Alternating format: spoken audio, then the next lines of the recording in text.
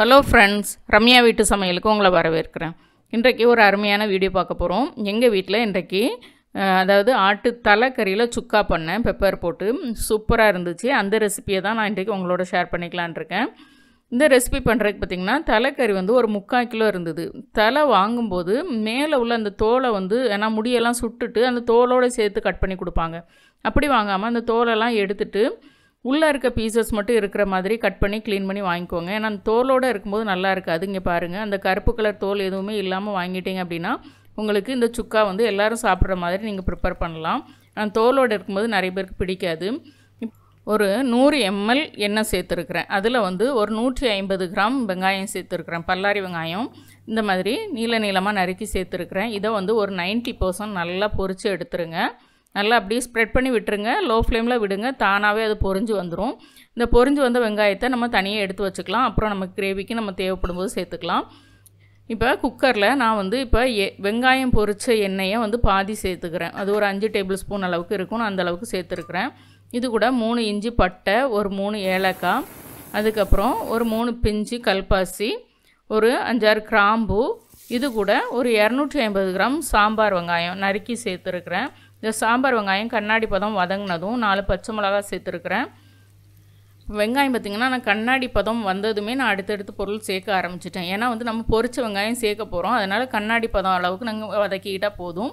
சாம்பார் வெங்காயம் இல்லை அப்படின்னா நீங்கள் பல்லாரி வெங்காயம் சேர்த்துக்கோங்க. இப்போ நான் ஒரு அரைக்கை அளவுக்கு புதினா இலை சேர்த்துருக்குறேன். இது கூட 2 கொத்து கருவேப்பிலை சேர்த்துக்கிறேன். இந்த தலைக்கறிக்கு குடல் கறிக்கெலாம் பார்த்திங்கன்னா புதினா இலை இல்லாட்டாலும் பரவாயில்ல, கருவேப்பிலை கண்டிப்பாக 2-3 கொத்து சேர்த்து வதக்கிக்கோங்க. நான் கண்டிப்பாக சேர்க்கணும் கருவேப்பிலை. இதெல்லாம் சேர்த்து ஒரு தடவை நல்லா கலந்து விட்டுக்கலாம். ரொம்ப வதங்கன்னு அவசியம் கிடையாது. ஓரளவுக்கு வதங்கி வந்ததும் நான் ஒரு 200 கிராம் தக்காளி சேர்த்துருக்குறேன். தக்காளி நல்லா பழமாக இருக்கட்டும். இது கூடவே இஞ்சி பூண்டு விழுது பார்த்திங்கன்னா ஒரு 3 டேபிள் ஸ்பூன் அளவுக்கு நான் இப்போ சேர்த்துக்கிறேன். 2 டேபிள் ஸ்பூன் அப்புறம் கறி சேர்க்கும்போது சேர்த்துக்கலாம். இப்போ 3 டேபிள் ஸ்பூன் இஞ்சி பூண்டு விழுது சேர்த்துக்கோங்க. சேர்த்துட்டு இந்த மணம் போகிற வரைக்கும் நல்லா வதக்கிட்டு நம்ம விட்டுடலாம். தக்காளி கூட சேர்ந்து கொஞ்சம் நல்லா மசிஞ்சு வரட்டும், அந்தளவுக்கு வதங்கட்டும். லோ ஃப்ளேமில் விட்டுருங்க. இப்போ தக்காளி வதங்குறதுக்கு நான் உப்பையும் சேர்த்துட்றேன். சேர்த்துட்டு நல்லா 2-3 நிமிஷம் வதங்க விட்டுருங்க. தக்காளி நல்லா மசிஞ்சு வரட்டும், கொஞ்சம் ஓரளவுக்கு வரட்டும். அப்படின்னா தான் கிரேவி நல்லாயிருக்கும். ஆனால் வெங்காயம் கண்ணாடி பதம் வதங்கினா போதும். இங்கே பாருங்கள், ஆட்டு தலைக்கறியை நான் 3/4 கிலோ இருக்குது. நான் க்ளீன் பண்ணி எடுத்து வச்சுருக்கிறேன். சொன்ன மாதிரி இதில் இருக்க கண்ணை எடுத்துருங்க, அது போடாதீங்க. அதில் மேலே இருக்க தோலோடய சேர்த்து வெட்டி கொடுப்பாங்க. நீங்கள் அப்படி வெட்டி வாங்காமல் நீங்கள் அந்த தோலை ரிமூவ் பண்ணிவிட்டு உள்ளே இருக்க அந்த மீட் மட்டும் நீங்கள் கட் பண்ணி வாங்கிட்டு செஞ்சீங்க அப்படின்னா எல்லாருமே விரும்பி சாப்பிடுவாங்க. இப்போ இது கூட நான் 2 டேபிள் ஸ்பூன் அளவுக்கு திரும்பவும் இஞ்சி பூண்டு விழுது சேர்த்துக்கிறேன். சேர்த்துட்டு நல்லா கலந்து விட்டுக்கலாம். அதுக்கப்புறம் நம்ம மசாலாலாம் சேர்த்துக்கலாம். இந்த இஞ்சி பூண்டு விழுதோட மனம் போகட்டும். போனதுக்கப்புறம் நம்ம மசாலா சேர்த்துக்கலாம். இப்போ மசாலான்னு பார்த்திங்கன்னா சில்லி பவுடர் நான் 1 டேபிள் ஸ்பூன் சேர்த்துருக்குறேன். மல்லித்தூள் 2 டேபிள் ஸ்பூன் சேர்த்துருக்குறேன். இது கூட மஞ்சள் தூள் ஒரு 1/2 டீஸ்பூன் சேர்க்கனா சேர்க்கலாம். எங்கள் வீட்டில் இன்றைக்கு காலி ஆகிட்டு அதனால் நான் சேர்க்கலை. இது கூட நீங்கள் நம்ம பொரித்து வச்சுருக்கோம்ல அந்த வெங்காயத்தை எல்லாத்தையுமே சேர்த்துடலாம். 150 கிராம் வெங்காயத்தை நம்ம ஃபஸ்ட்டே பொரித்து வச்சுருந்தோம், ஒரு 90% வர அளவுக்கு. அதை சேர்த்துக்கலாம். சேர்த்துட்டு நல்லா கலந்து விட்டுக்கோங்க. இந்த கிரேவிக்கு ருசி அப்படின்னு பார்த்திங்கன்னா அந்த பொரிச்ச வெங்காயம் தான் ருசி கொடுக்க போகுது. நீங்கள் வழக்கமாக வைக்கிறதுக்கும் இந்த மாதிரி வெங்காயத்தை பொரிச்சிட்டு நீங்கள் சேர்க்குறதுக்கும் டேஸ்ட் ரொம்ப வித்தியாசம் இருக்கும். கண்டிப்பாக இந்த ரெசிப்பியில் கண்டிப்பாக நீங்கள் பொரிச்ச வெங்காயம் சேர்க்கணும். இது கூட நான் ஒரு அரைக்கை அளவுக்கு மல்லி இலை சேர்த்துக்கிறேன். சேர்த்துட்டு இதையும் நல்லா சேர்த்து வதக்கி விட்டுக்கலாம். எல்லா பொருளுமே சேர்த்ததும் 30 செகண்ட்ஸோ அல்லது 1 நிமிஷமோ 2 நிமிஷமோ நீங்கள் நல்லா வதக்கி கொடுக்கணும். அப்படின்னா தான் கிரேவி ருசி கொடுக்கும். இதில் வெங்காயம் மட்டும் நான் கண்ணாடி பதம் அளவுக்கு வதக்கியிருக்கேன். ஏன்னா பொரிச்ச வெங்காயம் சேர்க்குறதுனால. இது கூட இப்போ நான் 1 டேபிள் ஸ்பூன் அளவுக்கு மிளகுத்தூள் சேர்த்துருக்குறேன். பிந்தி தேவைப்பட்டுச்சுன்னா நம்ம பிந்தி இறக்கும் போது மிளகுத்தூள் சேர்க்கனா சேர்த்துக்கலாம். இப்போ 1 டேபிள் ஸ்பூன் மட்டும் மிளகுத்தூள் சேர்த்து நல்லா கலந்து கொடுங்க.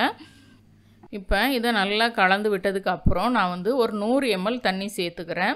100 ml சேர்த்துக்கோங்க. கிரேவி செய்து இறக்கும்போது கொஞ்சம் தண்ணியாக தான் இருக்கும். அதுக்கப்புறம் நம்ம கடாயை மாற்றிட்டு நல்லா சுண்ட விட போகிறோம். அதில் தான் கிரேவிக்கு இன்னும் நல்லா ருசி கொடுக்கும். அதனால் 100 ml தண்ணி சேர்த்து நல்லா கலந்து விட்டுட்டு மூடி வச்சு மீடியம் ஃப்ளேமில் விடுங்க. மீடியம் ஃப்ளேமில் விட்டுட்டு அது ஸ்டீம் வந்ததும் நம்ம விசில் போட்டு 4 விசில் விடலாம்.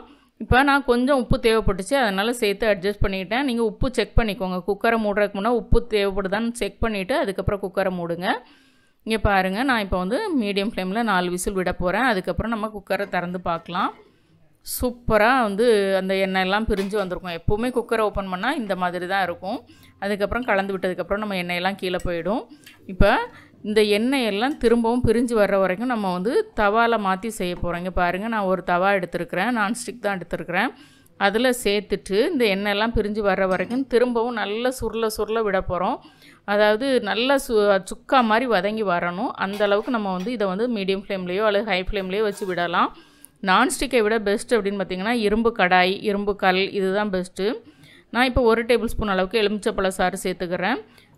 இந்த தலைக்கறிக்கு, குடல் கறிக்கெலாம் பார்த்திங்கன்னா கண்டிப்பாக எலுமிச்சப்பழச்சாறு சேர்க்கணும். சேர்க்கும் போது தான் அந்த உப்பு, காரம் எல்லாத்தையும் சேர்த்து, புளிப்பு எல்லாத்தையும் சேர்த்து அந்த டேஸ்ட்டை பேலன்ஸாக கொண்டு வரும்.